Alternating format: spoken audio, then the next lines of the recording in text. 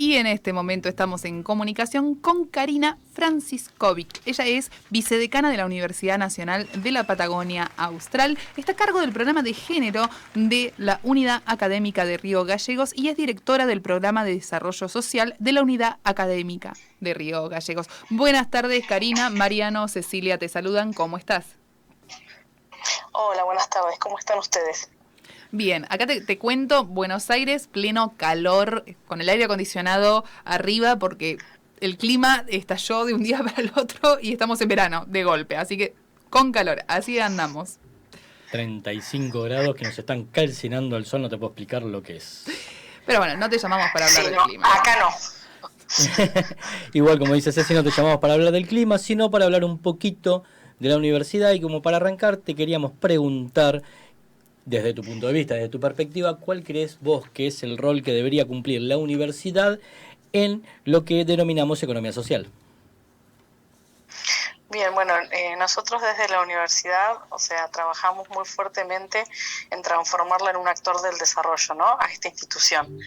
Y creo que eso también incluye a lo que es la economía social. La verdad que por lo menos en la provincia de Santa Cruz, el sector de la economía social tiene muchas necesidades, ¿sí? Que tiene que ver con mejorar aspectos de la gestión, de trabajar de forma asociativa, fortalecer los vínculos, el cambio de normativa de forma continua que está pasando en los últimos años.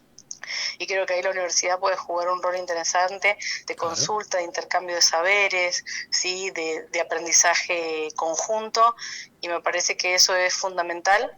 Además, también muchas veces puede colaborar en lo que son sus estrategias de comercialización, lo que tiene que ver con las páginas web, todo lo que hace para el fortalecimiento mismo de sus propias estructuras.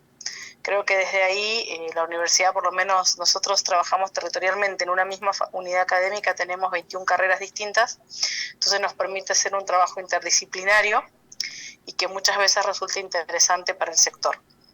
Y contanos ahí puntualmente, ya que la nombraste, desde la Universidad Nacional de la Patagonia Austral, ¿qué es lo que hacen en materia de economía social y solidaria? Bien, nosotros veníamos trabajando muy fuertemente desde hace más de 10 años en lo que es el cooperativismo escolar. Entonces nos acercamos a todo lo que es las escuelas, los docentes, los alumnos, para ponernos a trabajar de forma conjunta para ver en qué medida se puede cumplir con el tema del dictado del cooperativismo y el mutualismo en las escuelas y la posibilidad de la conformación de cooperativas escolares. Eso es una línea de trabajo histórica, que es una cuestión ideológica que estamos intentando que vuelva el cooperativismo escolar netamente en las escuelas de la provincia, que hubo en los 50, en los 60 y en los 70, y después de la última dictadura desapareció lo que es la conformación de cooperativas escolares. Y por el otro lado, con la pandemia, sobre todo con la situación que se generó desde la pandemia, un equipo se constituyó de forma bien heterogénea, contador, administrador, economista, técnico en cooperativas, y empezamos a brindar una serie de charlas abiertas, asistencias técnicas y capacitaciones para lo que eran las cooperativas, porque muchas de ellas perdieron espacios de trabajo y para que tuviesen herramientas para poder disminuir sus costos operativos, sus costos fijos, para ver qué situaciones, cómo ir salvando las situaciones ante la FIP. Y bueno, en los últimos 2 años la verdad que nos hemos centrado en esa parte, que quizás empezamos a cambiar un poco el rumbo que teníamos. Y por el otro lado, lo que es la parte de comunicación y la gente de historia, empezamos a trabajar con la mutual más antigua de la provincia para empezar a digitalizar el material y que se transforme en un patrimonio para lo que es el sector de la economía social, porque es una mutual que tiene más de 100 años y nos parecía importante poder aportar en lo que era el ordenamiento de su información y sobre todo el que pudiese estar a disposición de las generaciones futuras, ¿no? ¿Qué Karina, ¿sabes? Perdón, sí, ¿qué mutual es, Karina? Es la mutual española. Vieron que en las provincias, sí. En nuestra provincia las dos más antiguas son la mutual española y la italiana. Claro. Y las dos siguen con actualidad, con vigencia. Karina, nosotros somos un programa de radio dedicado exclusivamente a la economía social, solidaria, al cooperativismo, y justamente estábamos hablando en nuestras reuniones de producción que no habíamos todavía, en estos 30 programas que estamos al aire, trabajado el tema de las cooperativas escolares. Para nuestra audiencia, que en su mayoría son cooperativistas o profesionales, contanos un poquito, bueno, ¿de qué se tratan las cooperativas escolares? Ay, me tocas ahí mi punto débil. Yo actualmente estoy haciendo mi tesis doctoral, la estoy haciendo sobre el desarrollo de la capacidad emprendedora por medio del cooperativismo escolar. Para mí, bueno, les comento brevemente, las cooperativas escolares están establecidas en el artículo 114 de la Ley de Cooperativas, y tiene que ver con que los menores de 18 años se puedan conformar en cooperativas adentro de las escuelas con un fin netamente educativo, pero que muchas veces también por las actividades que desarrollan pueda terminar teniendo un fin socioeconómico para que puedan tener sus viajes de egresados, para que puedan continuar con sus estudios, para que puedan colaborar con la escuela o como para que puedan colaborar con sus familias. En la República Argentina el movimiento del cooperativismo escolar tiene más de 100 años, ¿sí? Y la verdad que hay provincias que está ampliamente desarrollado y en otras que, bueno, que no tanto o que se fue perdiendo. En la provincia en la que yo formo parte, la ley 43 del 54 ya establecía la obligatoriedad, esa ley sigue vigente, pero con lo que les decía, con lo que pasó con la última dictadura, se perdió. Y entonces no se han vuelto a constituir cooperativas escolares adentro de ninguna escuela. Puede empezar desde los 5 años en los jardines y se puede hacer hasta el secundario inclusive. Pueden tener todo tipo de actividades, el teatro, la agricultura, consumo, para aprender a hacer el ahorro, cualquiera de todas estas actividades se pueden hacer dentro de ellas, y es necesario que estén de acuerdo los alumnos, los directivos de las escuelas y sobre todo los profesores, porque tienen que trabajar de forma colaborativa entre distintas materias para lo que nosotros conocemos como la educación activa, que es aprender haciendo. Redactar un acta para aprender a escribir, llevar la contabilidad real de la cooperativa para poder llevar una contabilidad, decidir de forma democrática para aprender cívica. Entonces es desde una acción bien concreta ir trabajando contenidos transversales y que los alumnos puedan ir aprendiendo de esa manera. Karina, ¿sabes qué? Es Traté de ser sintética, juro. No, igual fue clarísimo, la explicación fue clarísima. Totalmente claro y totalmente necesario, ¿no? Siempre hablamos de eso, siempre de que hablamos... no existe en la educación formal el cooperativismo. Siempre te enseñan a ser empleado, a ser dueño de empresa o a ser trabajador independiente. Ahora el cooperativismo en las escuelas no está. Por lo menos en la provincia de Buenos Aires y la ciudad autónoma de Buenos Aires tenemos esta gran carencia, digamos. Hay algunas experiencias en la provincia de Buenos Aires, no se me ofendan los militantes de las cooperativas escolares de la provincia, pero sí en la ciudad autónoma de Buenos Aires casi no existe esto. Entonces, como decía Mariano, ¿no? Llegamos a ser adultos sin saber qué es una cooperativa, sin entender lo que es el trabajo asociativo, el trabajo comunitario, la autogestión. Entonces, realmente es muy difícil ya cuando uno es adulto incorporarse a este modelo, por lo cual es súper interesante y felicitaciones por impulsar y desarrollar con tanta pasión esta arista de la economía social y solidaria. Te mando un saludo. Amalia López te está mandando saludos por las redes sociales y dice que sos una compañera muy comprometida con el movimiento. Conocidos. Así que no quería dejar de enviarte los saludos, te llegan más felicitaciones por las redes, pero bueno, Karina, contanos el rol de los profesionales con esto, ¿no? Con la economía social y solidaria en el territorio.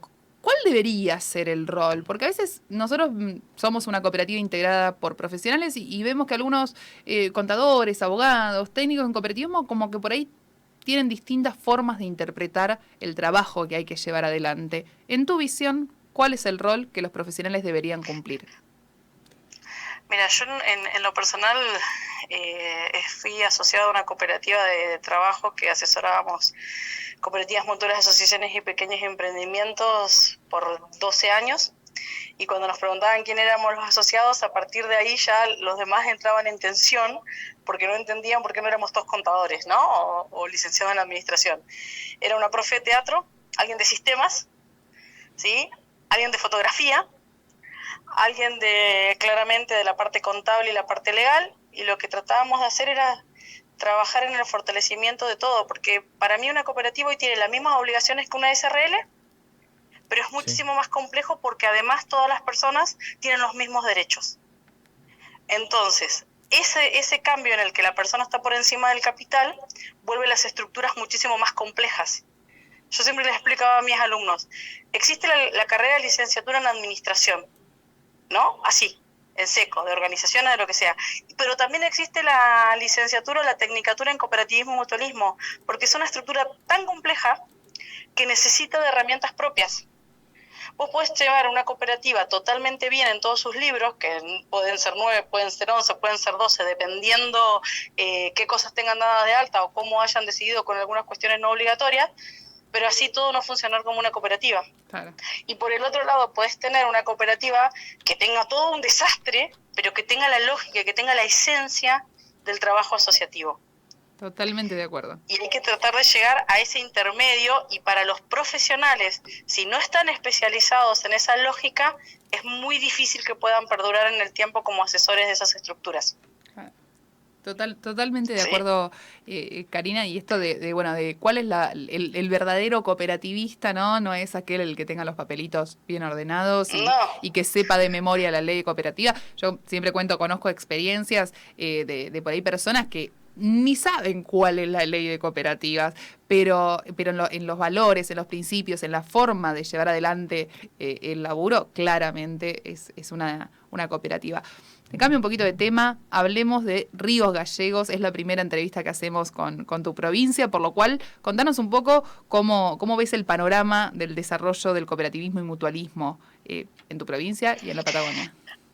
Bien, bueno, respecto al mutualismo, la provincia tiene, como les decía antes, algunas mutuales que tienen muchos años en el territorio, pero ha quedado estancado, ¿sí? No se ha dado conformación de nuevas mutuales, no hay un movimiento activo en términos de salir a buscar derechos o a discutir ciertas situaciones que se han ido generando, pero tiene un mutualismo, algunas organizaciones muy consolidadas en el territorio. Por el otro lado, el cooperativismo ha tenido un amplio movimiento, particularmente en la década del 2000 al 2010 hubo una fuerte conformación de cooperativas. Una parte tuvo que ver con fueron lo que se conoció como las cooperativas promovidas por el Estado, que sé que hay toda una discusión. Ahí tuve la suerte de trabajar mi tesis de maestría en ese modelo y en ese análisis de qué fenómeno se generaba con esas cooperativas. Lo trabajé por más de 17 años y la verdad que hay cooperativas de ahí que se han visto fortalecidas y otras que no. En el año 2012 un gobernador en ese momento, quien estaba en la provincia, planteó que era trabajo encubierto las cooperativas promovidas por el Estado y las pasó todas como empleados públicos provinciales. A partir de ahí eso le generó un problema muy grande al sector cooperativo, porque parecía que todas las cooperativas eran trabajo en negro encubierto. Claro. Y el concepto del cooperativismo se vio profundamente debilitado en la provincia, y eso le ha llevado más de una década a empezar a trabajar nuevamente. Hay cooperativas, modelos muy interesantes. Hay una cooperativa que se armó hace unos años de ginecólogos, que están viendo si pueden traer algún centro o poder empezar a armar un centro de fertilidad en la Patagonia, que no hay, que eso sería territorialmente y en términos de desarrollo importantísimo. Muy bueno. Hay cooperativas de automatización. También hay cooperativas de saneamiento, cooperativas de taxi, pero hay algunos modelos que he ido viendo con el tiempo que son como interesantes para una provincia que realmente no es muy productiva, salvo en grandes producciones extractivas, como la nuestra, que es el petróleo, el gas, ¿sí? Entonces, me parece que existen algunos modelos interesantes y que sería bueno que se los pudiese seguir acompañando para que pudieran fortalecerse en el territorio. ¿Sabes qué, Karina? Te vamos a llamar en otra oportunidad para hablar específicamente de esta tesis que has hecho sobre el trabajo de las cooperativas que han participado de programas impulsados por el Estado, porque es un tema recurrente en el movimiento cooperativo. Hay muchas visiones, muchas opiniones. Nosotros desde Cooperativa CADE tenemos también algunas opiniones y visiones, así que me interesaría, en otra oportunidad hablamos específicamente de eso, porque aparte en lo personal es un tema que me apasiona, porque yo trabajé en el programa Argentina Trabaja y hay mucho para hablar al respecto y para debatir y para analizar. Así que te lo dejo así como pendiente. Mi tesis de maestría la hice cómo el cooperativismo promovido por el Estado puede generar o no el desarrollo de un territorio, y utilicé base científica, estadística, o sea, me llevó muchos años y me tocó verlo trabajando en el ministerio, después trabajándolo como asesora y después trabajándolo desde la universidad, y hice el seguimiento de los 3 espacios para hacer el estudio. La verdad que a mí también es un tema que me apasiona, me quita el sueño, nota. de hecho, Se nota, y me pasó a exponer en su momento en la UBA, y yo generalmente termino quedando en el medio, no considero ni que es tan malo ni que es tan bueno, que hay de todo. Y claro. bueno, para los que están muy en contra me querían matar, y los que están muy a favor también. Claro. Yo lo voy a abrazar. Estamos muy lejos para que te dé un abrazo, pero te juro que me pasa lo mismo, así que lo vamos a trabajar en... Pero no hay problema, me pongo a total disposición. Yo la verdad que mi casa en su momento la logré gracias a una cooperativa de vivienda. Mi segundo trabajo en su momento lo hice por medio de una cooperativa de trabajo, y desde los 19 años que soy técnico en cooperativas y acompaño el movimiento cooperativo con errores o aciertos, pero de verdad yo creo fervientemente que cuanto más desarrollado esté el cooperativismo y el mutualismo en un territorio, más posibilidades de desarrollo podemos tener. Aplausos Sí, realmente. No queda más que aplausos. No quedan más que aplausos. Para cerrar la entrevista de hoy. Lo último, muy cortito, para que nos cuentes un poquito tu visión, perspectiva de género. Vos estás a cargo del programa de género de ahí de la universidad. Contanos un poco, bueno, en el cooperativismo y mutualismo de la Patagonia, ¿cómo se puede trabajar el género? Mira, la verdad que es un tema que recién considero que por lo menos en la Patagonia todavía está en pañales, en términos de lo que son en las empresas y en las organizaciones. Considero que muchas instituciones del cooperativismo y el mutualismo, las cooperativas eléctricas, el Colegio de Graduados de Cooperativismo y Mutualismo, las federaciones, están marcando un camino que me parece más que interesante. Hay gente que está militando la temática fuertemente. A mí, por mi rol, yo no soy especialista en el tema, pero por mi rol como vicedecana de la unidad académica tengo a cargo lo que es el protocolo de género, que es que en caso de que haya una denuncia, cómo se actúa. Considero que eso se tiene que llevar también a las organizaciones y a las empresas, que no tiene que ser solamente obligatorio para las instituciones públicas. Y venimos trabajando muy fuertemente para que la universidad se transforme en un espacio de encuentro, de formación, de reflexión, porque lo que tratamos de buscar es llegar a una universidad libre de violencia, pero obviamente eso no es posible si todo el entorno y toda la sociedad todavía no logra dar ciertos caminos sobre ese tema, ¿no? Claro. Es bien complejo, y actualmente dentro de la línea de investigación de economía social nosotros estamos trabajando indicadores de la economía social, porque mi segundo título tiene que ver como licenciada en economía, y a mí me llama la atención que por lo menos en la mayoría de los países todavía no hay una estadística que pueda demostrar qué impacto tiene la economía social. Claro. ¿No? De forma continua, no que haya un trabajo esporádico, sino que sea como se saca, no sé, el índice de desarrollo humano, la tasa de desempleo, bueno, de forma continua, algo qué importancia está teniendo la economía social. Y dentro de eso, uno de los indicadores que estamos viendo es cómo podríamos acceder a tener cierta información, de poder saber cuántas mujeres forman parte del consejo directivo, ¿sí? Cuántas mujeres manejan la tesorería, porque a veces la secretaría es más fácil que la tesorería. Claro. No es lo mismo la plata que llevar las actas. Claro. Entonces, ese tipo de situaciones que sí nos permitiría empezar a ver si efectivamente se está trabajando para adentro, todavía no hay forma de poder hacerse de esa información para poder generar estadística, para poder generar una retroalimentación que le permita al sector ver si está funcionando, digamos, pero sí sé que hay experiencias concretas, porque uno que sigue, por ejemplo, yo que sigo a las cooperativas eléctricas o de servicios públicos en mis redes, fuertemente están dando ahí una discusión del rol de la mujer, de que quién es el asociado, quién es el cabeza de familia, o tendrían que poder sentarse los dos, porque si fue el que contrató el servicio o no. Claro. Y me parece una discusión exquisita que en otros países todavía no se está dando. ¿Sabes qué, Karina? Entonces, digo, en este sentido de la falta de estadística y la falta de datos reales, nosotros vemos cómo el Estado va armando determinados parches para conseguir datos. Hace muy poquitito tiempo sale la resolución 189 que intenta con estos datos socioeconómicos presentar un poco, bueno, cuál es la realidad del cooperativismo y mutualismo.